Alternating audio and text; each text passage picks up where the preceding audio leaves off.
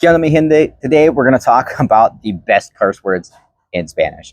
This is a video I'm really excited about. So cursing is kind of funny for me because I feel like curse words in Spanish for the longest time, until I actually lived in Mexico for the past few years, didn't affect me as much as words in Spanish. And what do I mean by that? I mean that when I would curse in Spanish, it didn't have that same sense of satisfaction that cursing in English would have. And it also didn't seem to me as bad, even though to others it would, who are native speakers, as cursing in English. That has since kind of gone away. I've lived here long enough. I've used these words often enough that it has now that emotional weight to me, but before it did not. So let's talk about curse words. And so these aren't really grouped by country, although I will tell you which country they're more used in. Although due to nowadays social media or TV shows or movies, most people are aware of the insults in the more popular dialect. Specifically, like the Puerto Ricans, Dominicans get a lot of play. The Mexico curse words get a lot of play. And nowadays, the Argentinian words get a lot of play. So the first word we have is pendejo. Pendejo is a word used in Mexico, and it basically means like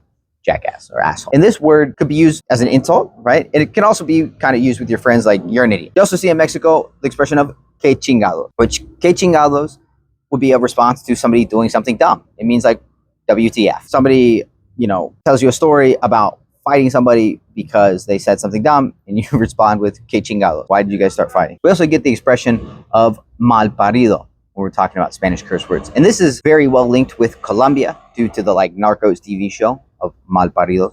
And it's the country I've heard the word used the most. Mal parido literally means badly birthed. It's like an insult of how you were raised. However, this word, due to that TV show, and also just all over South America, you hear this word, right, of mal parido. And this isn't like a country-specific one. It's just more popular in those places. The other one we get that's in Colombia, and I put it in Colombia not because it's used more specifically there, is hijo de puta.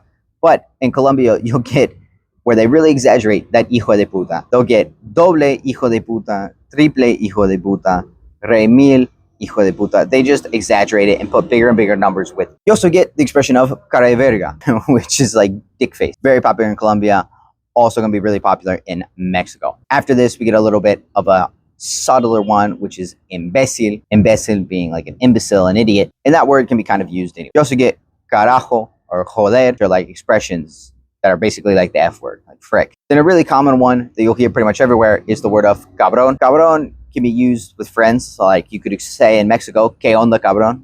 What's up, friend? Or what's up, jackass? It's more what it's saying, but you would say it to a friend. But if you're in the street and you call somebody a cabrón, they might try and fight. I'm a real fan of these next three phrases, which are all kind of related, which are mamón, mama huevo, and huevón. Somebody who is mamón is somebody who's kind of like a suck up or kind of just annoying. You got a friend who is, being annoying, won't leave you alone, keeps touching you, and you've been like, hey, chill out, and he continues to do that, you might say he's mama. Mama huevo is kind of the similar word, but used more in the Caribbean. It's like dumbass. And then huevón, which can be either like idiot, kind of, or it can be lazy. And then the last one here that is just a single word is the word of tarado, which is used for somebody who's slow, somebody who's kind of an idiot, right? Das tarado, right? You're an idiot. Then I have to get here three expressions that are more expressions, not just words. The first one being me chupa un huevo. You hear this in Argentina, the South, maybe Uruguay, but I hear a lot from the Argentinians. Me chupa un huevo. I don't give a shit, essentially is what you're saying. Another really good phrase that the Argentinians have given us is la concha de la lora, which is used as like an expression of surprise or of anger.